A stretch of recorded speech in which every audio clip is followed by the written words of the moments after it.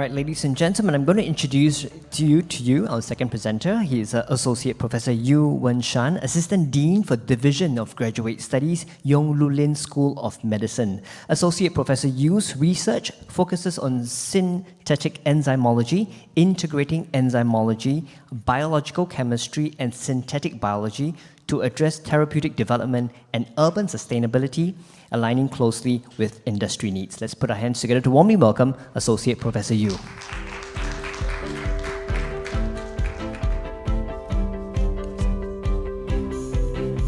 Okay, thank you. All right, so maybe what I'll do is I'll go through what we have to offer at the Yong School of Medicine. Okay.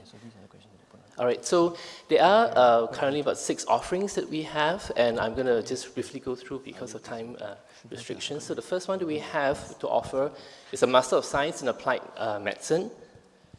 Okay, and again, a lot of details that you can access on the web. All right, so the point of this Master of Science in Applied Medicine is that the students, you guys, will be able to then have an in-depth and up-to-date specialist knowledge and technologies in biomedicine, and then you're able to apply that knowledge to practice, and ultimately you'll be able to formulate hypotheses and design scientifically sound projects. Okay, there are lots of specializations that are available in this Master of Science. So it involves specializations in vaccinology and immunotherapy, in infectious disease management, as well as drug discovery and development. And of course, what we intend to do is to prepare you competitively, right, for society and for a disruptive future. So graduates from the Masters of Science in Applied Medicine will be able to access the various opportunities shown on the screen. Okay, and these are our academic community that will be guiding you towards this Masters. And our second offering is a Master of Science in Behavioral and Implementation Sciences, BC. All right, and so this is a unique, one-of-a-kind Masters offered in the world that integrates behavioral science with implementation, okay? And what we explore to do is to have a behavioral change as well as to have the formulation of implementation strategies to then effectively impact healthcare as well as have offerings of healthcare interventions. Okay, so this is just basically a scan, a global scan of what are the available offerings for behavioral and implementation sciences, and we're quite unique here in Singapore in offering this node. Again, a number of details that you can access on the web, and basically what, there are 2 tracks that are available in this Masters, a research track via the implementation, a scholarly track. The other one is a practice track via an active implementive track. Okay, and again, we prepare you for the future, and so just a snippet of the available opportunities that would be available to you in terms of employment prospects, so you could just see the various available opportunities. All right, and this is our world-class faculty that will be guiding you towards a Masters of Science in Behavioral and Implementation Sciences. Okay, our third offering is a Master of Science in Biomedical Informatics. Again, the point of this Masters is that you're able to then thrive in a very challenging technological revolutionary future. Okay, you will be able to gain experience and work with big data that's confronting us in this disruptive future. You will be future ready for a very disrupted healthcare industry. Okay, the core skills would be a specialization in analytics or a specialization in hospital management.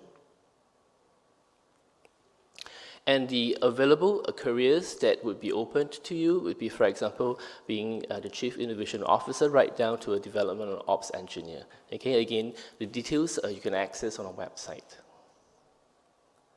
And these are the world-leading faculty that will be guiding you towards a Masters of Science in Biomedical Informatics. Our next offering is a Master of Science in Infectious Disease Emergencies. Right, so this very curated Masters allows you to have a targeted approach towards the treatment of infectious disease emergencies. Okay? And the structure of the curriculum is shown on the screen. I will not further elaborate. There are lots of courses stacked up and curated well so that you're prepared for handling infectious disease emergencies. And this is the slew of very esteemed academic and clinical colleagues that are going to guide you in this Masters of Science in Infectious Disease and Emergencies. Okay. Next, we have a Master of Science in Precision Health and Medicine. And the point of this master's is to be able to prepare you, right, to tackle the flexible, sort of like real-world problems that are confronting us in healthcare, right? So that we're able to transform medicine, right, for the betterment of society.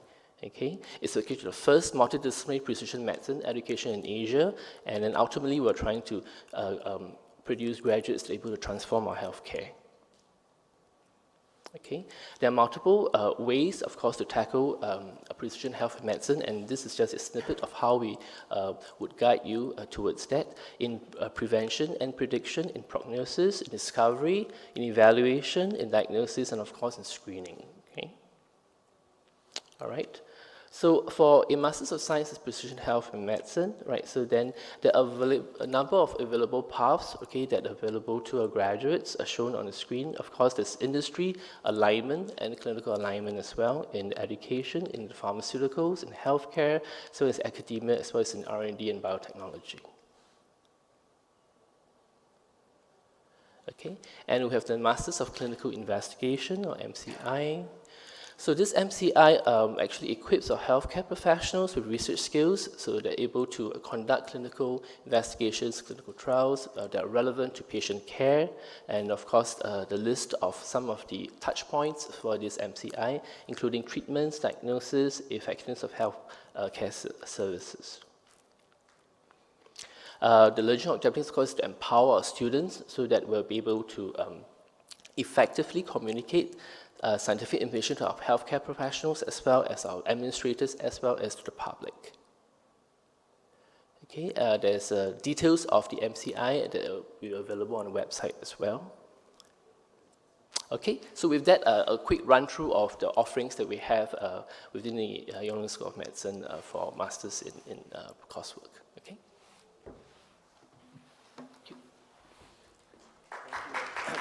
Thank you very much. May I invite you to take a seat, please?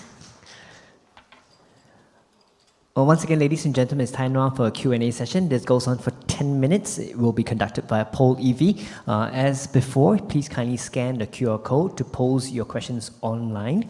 And for all of you here, you are invited to use the mics at the center aisle as well to ask your questions. So just hang on for a moment.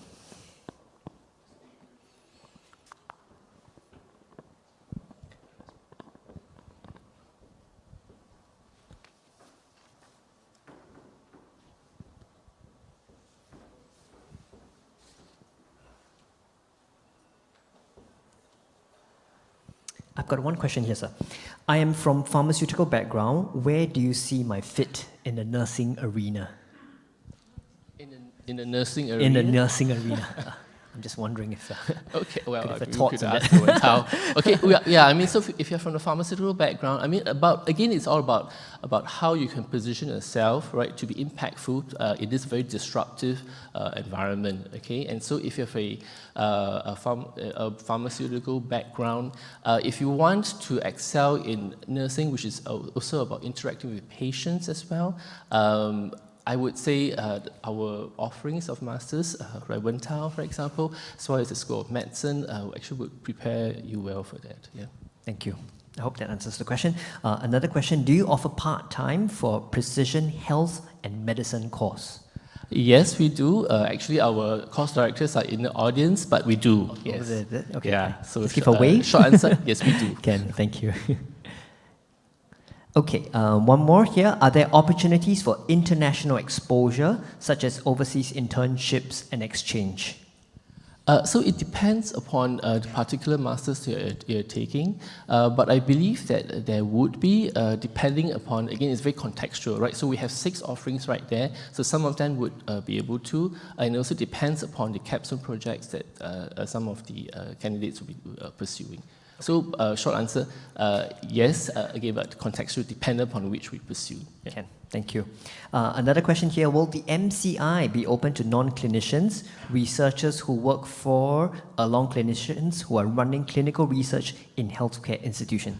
Unfortunately, not at the moment, just because also like what Wentao said for nursing, actually this MCA is actually also part of our MOH offering, and so one of the requirements is that you have to be a clinician.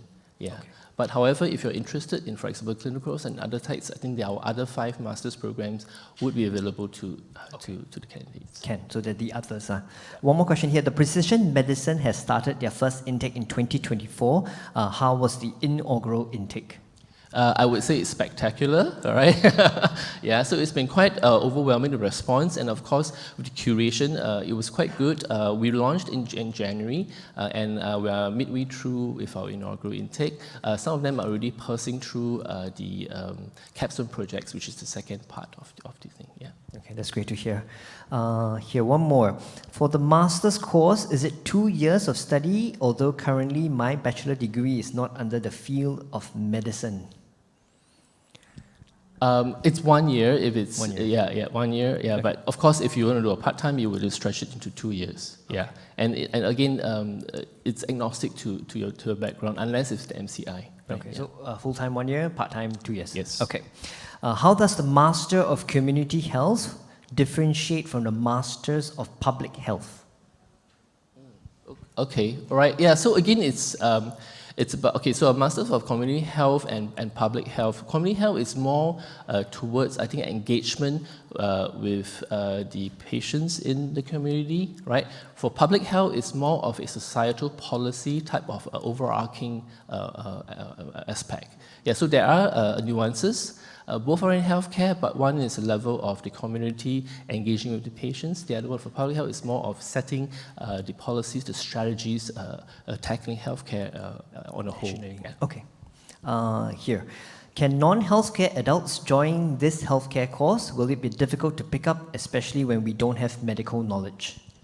It's not. I mean, yeah, it's not going to be an impediment or a thing. Yeah. So long as you, again, we're always talking about engaging the future, but I think we always talk to our candidates and students, right? As long as you are passionate about what you want to do, I think that's not going to be a barrier. Okay, thank you.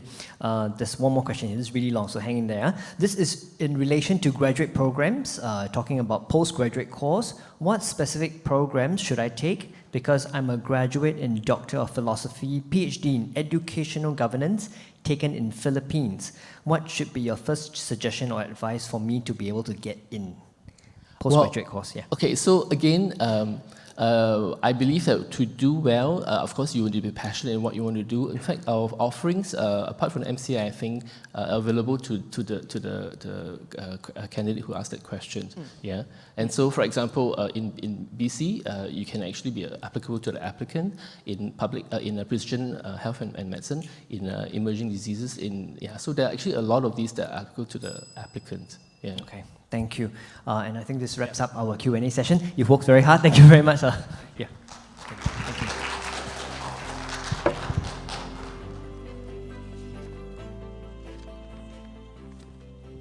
Ladies and gentlemen, allow me now to introduce our third presenter. She is Associate Professor Jenny Lu, Program Director of Master of Science, Audiology, Yong School of Medicine. Hanging there, ma'am. Associate Professor Lu played a key role in launching Singapore's first audiology program. She's also a Senior Principal Audiologist at NUH and leads national community audiology projects. Ladies and gentlemen, let's warmly welcome Associate Professor Lu.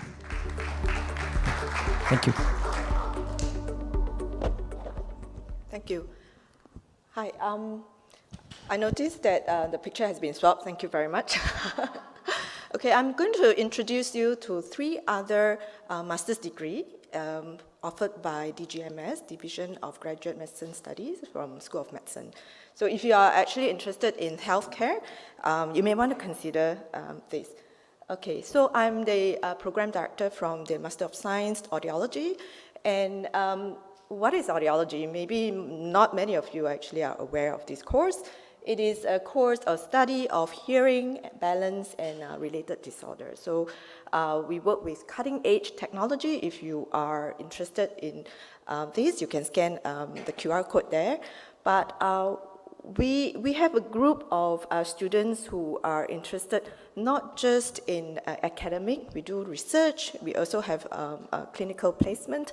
And the best part is that why audiology might be something that you want to consider is because it's in a high demand career and worldwide. It's not just in Singapore, especially, well, in Singapore it's because of aging population. Many seniors are actually facing age-related hearing loss.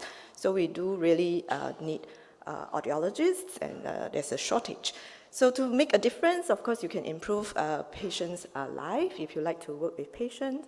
And the best part is that audiologists, you can choose to work in hospitals, clinics, private clinics, research, and education. So our graduates are all employed in the various places. And the best part is, I think this is one of the allied health professionals who only works non-shift. Okay, so our students are not just exposed to academic clinical placement research, they do have a lot of fun. If you are interested, scan the QR code there. The academic is actually 2 years, full-time program, and we have comprehensive curriculum, you have hands-on, we have state-of-the-art audiology smart classroom in NUS campus, and most of all is the fun and the friendship that you made throughout the course. So next, I'm going to introduce you to Master of Clinical Mental Health and Psychotherapy. Maybe this is one of the newest offered by DGMS. And this course is the first Master of Clinical Mental Health program in East Asia, and it mapped directly into the National Mental Health and Wellbeing Strategy 2023. So you have a lot of opportunities to collaborate with international experts and faculties if you join the course. And it's taught by, subject matter experts, both locally and internationally. It's mainly, the course itself split up from 3 curriculum pillars. So there'll be 13 units that is pertaining psychiatry, 11 units in public mental health, and 26 units in psychology skills. So you get to be exposed to various topics and also clinical supervision and placement. So if you're interested, scan the QR code there, and then do take a note at the admission timeline, and the enrollment application period will be February to May 2025. So next, this is another exciting allied health professional, Master of Science, Speech and Language Pathology. The program director is Associate Prof Elizabeth Tay, who is not here today, but her colleague is here if you do have questions pertaining to the course. So why consider speech and language pathology?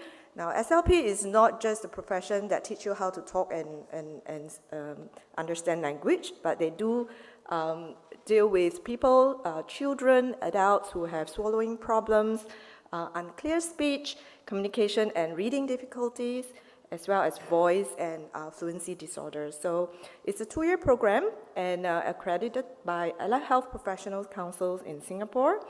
And for all the courses that I just introduced, we welcome mid-career switch candidates as well as fresh graduates from any discipline. And for the speech therapy program, the faculty members are all qualified speech therapists in Singapore. And the curriculum includes problem-based learning. You have lectures, workshops, research project, clinical placement as well. So do scan the QR code to find out the various programs we offer under DGMS. And there will be, the next intake will be the second quarter, well, the admission cycle opens the second quarter of 2025 for January 2026 intake. That's about all, and I welcome any questions you may have. Thank you. Thank you, Associate Professor Lu. May I invite you to take a seat? Thank you. Once again, ladies and gentlemen, the QR code is on screen. Please kindly scan to submit your questions. And I've got questions on my tablet here already. Ma'am, if you're ready. Will there be an interview for shortlisted candidates? Yes, I believe for all the programs, there will be some qualifying exam or interview prior to to the enrollment. Okay, thank you. Any AI-related course in Faculty of Medicine? Yes, I believe that there should be, and this is a cutting-edge, technology Yes, course, yes. and yeah, do find out from the website. Okay.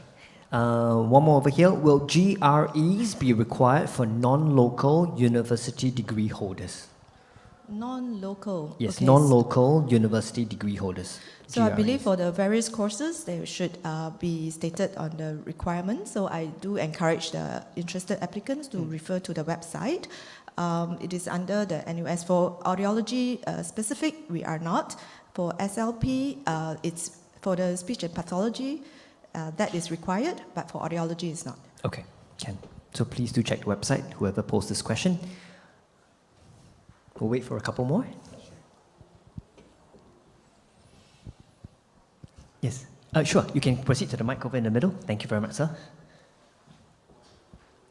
Hello, thank you for the talk. Can I just check, may I know what's the difference between one of the Masters of Clinical Mental Health and Psychotherapy? Like, what's the difference between these courses and other courses like Master of Counseling and maybe a Master of Psychology in, psychopathology?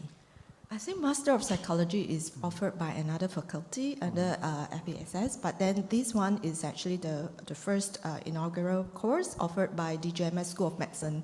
So for further detail, probably can visit the booth. And so for all of you who didn't get a chance to answer any of your questions, you can visit the booth. We'll have representative from the course to answer. Okay, thank you. I've got one more here. I'm from a psychology background with only less than 2 years thereabouts of administrative experience in healthcare and interested in MSc BIS. How can I better my chances of being enrolled, and are there graduate certificates offered? I think probably another speaker will be better answer these questions. Okay, no problem. Yeah. The At the booth, booth, yeah. okay, so So we'll I will encourage them to go to encourage the that, yes. Or Okay. you can scan, I think the respective course directors will be able to receive all this feedback or questions that if not answered. Sure, Ken, we'll follow up with that. One more here. Could you describe the types of students who would be an ideal fit for this program? Okay, so people who are interested in working in a healthcare industry, passionate about serving people, patients in a community, and you do like to have an exposure between clinical as well as some service, and working in hospital or private settings. I think this is, the course actually allows. We don't do lab work. We are not working in a lab specific, but we are actually working with patient fronting setting. Thank you. Let's just give it a minute or so for any more questions to come in. Okay, one more here. Since this is a niche program, what kind of support does the faculty provide in terms of career guidance and networking opportunities? Okay, so in terms of audiology, I'll speak for that. The faculty members are all experienced clinical educators as well as academics, and they are actively involved in the industry. So most of our graduates will immediately, before even the graduates, they get a position offered. Similarly for SLP as well, most of the graduates are actually have been offered a job before they even graduate. And speaking for the newest course, I believe that this is also will be following the same trajectory. Okay. Yeah, we are so in need for all these allied health professionals. Thank you. What partnerships or collaborations does the program have with hospitals, clinics, or other healthcare organizations? Okay, so there is a significant components of clinical placement for all the three programs, and the students will be offered clinical placement at various public healthcare industry, as well as some in a community as well. Some NGOs, for example, in SLP, there will be some schools setting as well. So it will be a significant, I believe it's about 20 to 30% of their time will be in clinical placement. Thank you. Another question here. What qualities do you look for in potential candidates? You have a passion to serve. I think that's important, right? You like to talk to people, and you would like to improve people's quality of life. Thank you. Are there any funding opportunities or scholarships available specifically for students in this program? Yes, they are. So do check out their website or contact the respective program directors and course coordinators. Thank you.